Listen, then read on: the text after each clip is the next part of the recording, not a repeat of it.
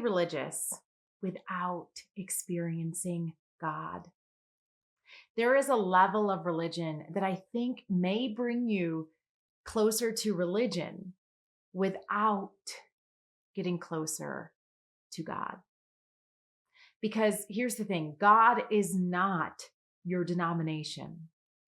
God is not your rituals or laws. God is not something you alone can produce or earn.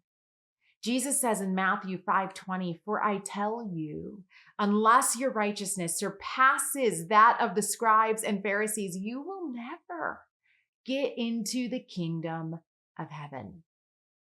The righteousness of the scribes and Pharisees was very tied to religious practice, rule observance, and law. The Pharisees were a Jewish social movement, and they had great influence during Jesus' day. Their beliefs became the foundation of much of rabbinic Judaism. They were staunch observers of Mosaic law. They had great power and authority over the church during their day. And it should be noted that some Pharisees do believe in Jesus's ministry. You have people like Nicodemus and people like Joseph of Arimathea. Pharisees were so careful to keep the law that they even added extra laws and extra rules on top of the law so that they couldn't even come close to infringing on it, couldn't even make a mistake. When Jesus makes this statement in Matthew 5, you have to understand, to the original hearers, it would sound like such an impossible level of religious observance to be able to surpass. That is, if our righteousness is connected to our ritual.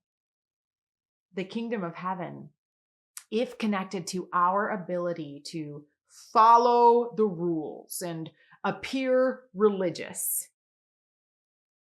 it can't be reached. Because the kingdom of heaven can't be earned.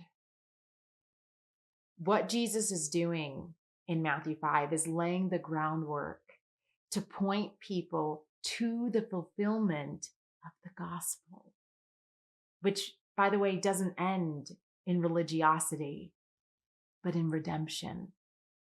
Christ didn't come to earth to demand your righteousness. Christ came to earth to provide you and me with righteousness.